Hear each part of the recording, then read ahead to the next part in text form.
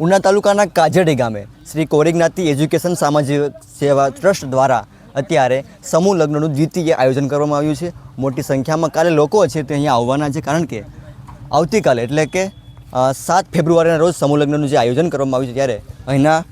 કાજડી ગામના સરપંચ પ્રતિનિધિ અને આયોજક છે તેની સાથે આપણે વાત કરીશું। નાનુભાઈ, શું કહેશો જે રીતે અત્યારે આયોજન છે અને આખરી ઓપ આપી દેવામાં આવ્યો છે?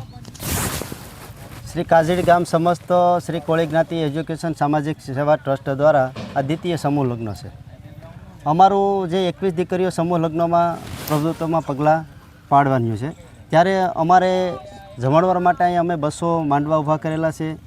અને તેની સાથે સાથે આખા ગામ વતી આખા ગામનો ખૂબ સાથ અને સહકારથી અમે આ ભવ્ય કાર્યક્રમ જે સફળતાપૂર્વક તરફ જઈ રહ્યા છે। કાલે મોટી સંખ્યામાં લોકો છે તે અહીંયા આવવાના છે, આગેવાનો આવવાના છે, મહંતો આવવાના છે, કોણ આવવાનું? ખાસ કરીને વાત કરીએ તો શ્રી ભારતી બાપુ અહીંયા ઉપસ્થિત રહેવાના છે। કોળી ઠાકોર નિગમના જે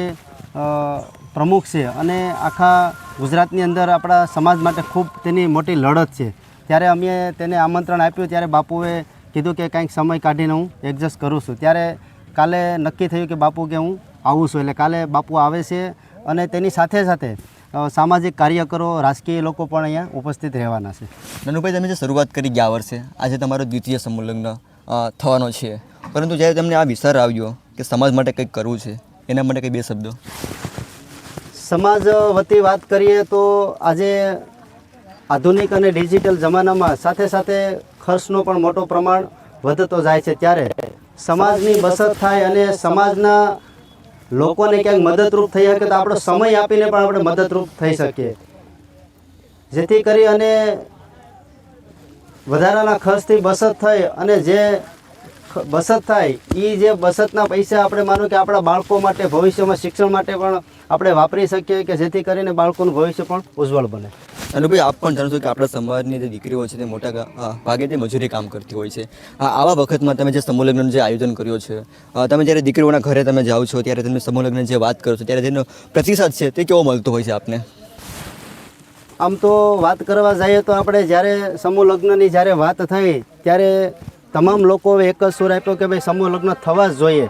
કે દીકરીઓનો એટલો બધો આનંદ હોય, આપણે જેના પણ ઘરે જઈએ ત્યારે તેના માતા પિતાના ચહેરા ઉપર પણ આમ ખુશી આવી જાય કે ભાઈ સમૂહ લગ્ન એટલે અમારા માટે મોટી વાત કહેવાય, કે આજે આ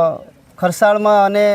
મોંઘવારી પ્રમાણે જોવા જાય અને જો સમૂહ લગ્ન થતા હોય તો મજૂર વર્ગ માટે તો બહુ મોટો ફાયદો છે અને સમાજના માટે પણ બહુ મોટો ફાયદો છે। આવતીકાલે જે મહેમાનો અહીંયા આવવાના છે, સમૂહ લગ્નનું જે આપણે આયોજન થયું છે, અત્યારે ફૂલ આખરી ઓપ આપી દેવામાં આવ્યો છે, કેટલી સંખ્યામાં લોકો અહીંયા પધારવાના છે? અમે 15 થી 17 હજાર લોકોનું આયોજન કરેલું છે જમણવાર માટે। એમાં 17 થી 18 બહેનોમાં ટેબલ અને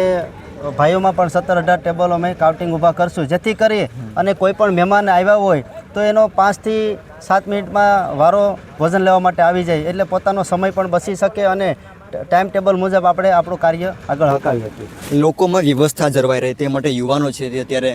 તન મનથી અત્યારે મહેનત કરી રહ્યા છે, દોડી રહ્યા છે, યુવાનો માટે શું કહીશું? અમારી યુવા ટીમ આખી છેલ્લા 1 મહિના દિવસથી કામ કરે છે, એમાં 48 કલાકથી તો અહીંયા જ છે સભાખંડ ઉપર, કે કોઈ પણ મહેમાન આવે એને સારી રીતે આપણે સાચવી શકીએ, એટલે ખૂબ ગામનો પણ સહકાર છે,